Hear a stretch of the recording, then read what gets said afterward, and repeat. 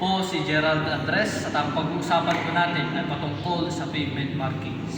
Ano ba ang pavement markings? Ang pavement markings, ito ay mga linya, mga kasulatan at na may iba't ibang kulay na tumutulong sa daloy ng trapiko. Bakit ba kailangan natin ng pavement markings? Unang-una, kailangan natin ng pavement markings upang matulungan ang mga motorista, mga drivers at lalong-lalo na mga pedestrian upang maiwasan ang aksidente at kalituhan sa daan. Ito ay nagpapakita kung kailan ang mga sasakyan paparada, kung kailan sila hihinto at kung kailan sila liliko. Ang pavement markings o kilala bilang road markings ay may iba't ibang kulay tulad ng white, yellow, red, and blue. Ito ay may iba't ibang mga kahulugan tulad ng white.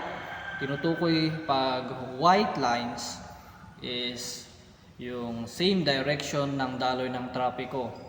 Pareho yung daloy ng trapiko.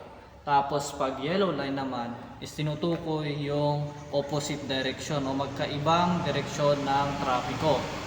Next is tungkol naman sa blue na mga pavement markings is tungkol sa mga special areas o para sa mga PWD. Sa red naman na kulay ng mga pavement markings is usually tinutukoy nito is mga stopping signs na mag-stop yung mga sasakyan. Punta naman tayo sa mga examples ng mga pavement markings o kilala bilang road markings. Unang-una is meron tayong single solid white line. Pag sinabi nating single solid white line, ito is magstay ka lang sa linya mo. Bilang driver, magstay ka lang sa linya mo. Pag may nakita kang solid white line sa daanan, magstay ka lang sa linya mo, tas bawal mag-swift o mag-shift lane.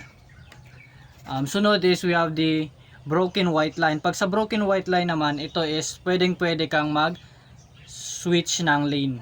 Pero siguraduhin mong clear yung daan, tas walang mga sasakyan na nasa gilid bago ka mag-switch ng lane. Punta tayo sa single solid yellow line. Pag sinabi nating single solid yellow line is magstay ka sa lane mo, tas pwede kang mag-overtake sa kabilang opposite direction pag hindi mapanganib. Ito naman sinasabi sa single solid yellow line. Pwede kang mag-overtake sa kabilaang direksyon ng trapiko pag hindi mapanganib. Sunod naman is we have the solid double yellow line. Pag sinabi nating solid double yellow line is ito naman yung bawal na bawal kang mag-overtake sa magkabilaang direksyon ng trapiko. Kahit walang mga sasakyan, pag may nakita ang double solid yellow line, wag kang mag-overtake.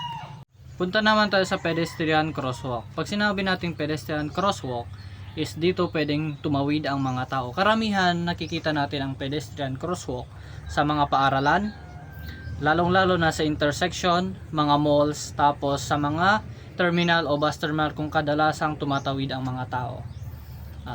Yan naman ang pedestrian crosswalk kung saan tumatawid ang mga tao. Punta naman tayo sa bike lane. Ang bike lane naman is para lamang sa mga bisikleta. Kaya bawal yung mga dumadaan dito na mga motor, mga sasakyan, dahil ang bike lane is para lang sa mga bisikleta. Sunod naman is punta tayo sa parking lines. Ano naman ang parking lines? Ang parking lines naman na mga ito is may iba-ibang kulay, pwedeng white, pwedeng yellow. Itong parking lines na to is ginagamit sa mga